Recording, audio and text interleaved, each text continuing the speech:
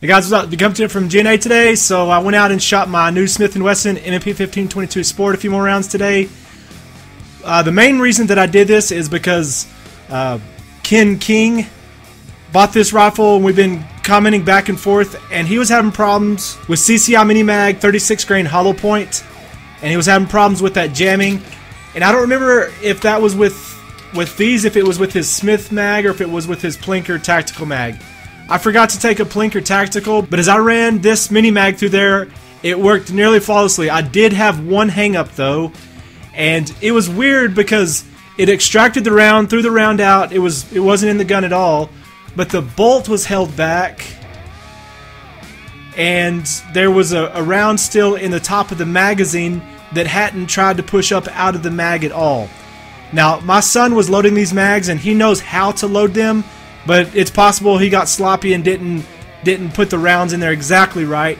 So I think it probably is more a function of him loading the mag and probably not getting it exactly right. Okay, one thing, you probably know how to do this, but if you're loading one of these 1522 mags, you have to be kind of careful about the way that you load it.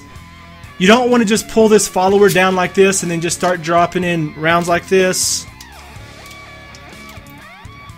That's not really the way to do it because they do not get aligned properly.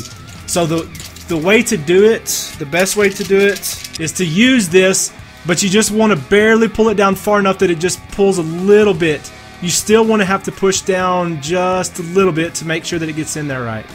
So on the next one, I barely pull this down where I still have to push a little bit, but I can use it to kind of help bring the pressure off. So still where I have to push down a little bit to get it down into there.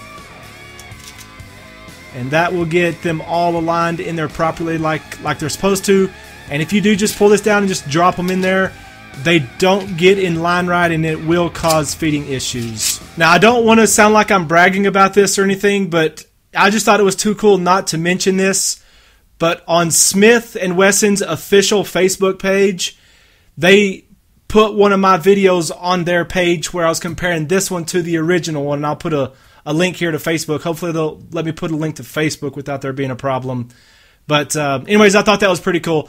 But there was a guy commenting on that video over there on the Facebook of Smith & Wesson, and the guy was saying, well, this thing isn't accurate past 25 yards. He couldn't hit anything with it. And my son, who's 12 years old, was popping probably at about 30 or 40 yards, shooting a plate that, I don't know, is pretty small, probably 3 or 4 inches.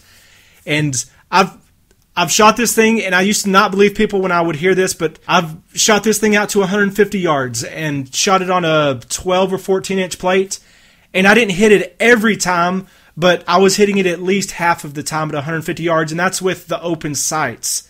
So this rifle is definitely accurate enough. I mean, it's not deadly accurate like if you got a high-end bolt gun or anything like that, but it's no slouch either. This thing is a sweet rifle.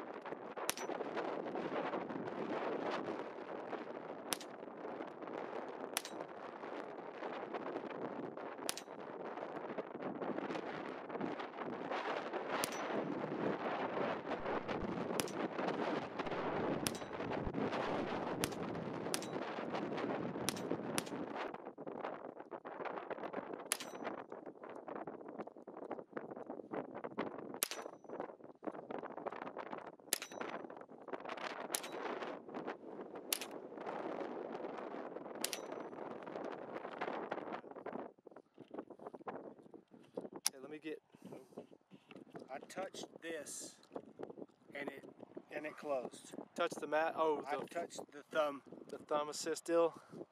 I touched that and it closed.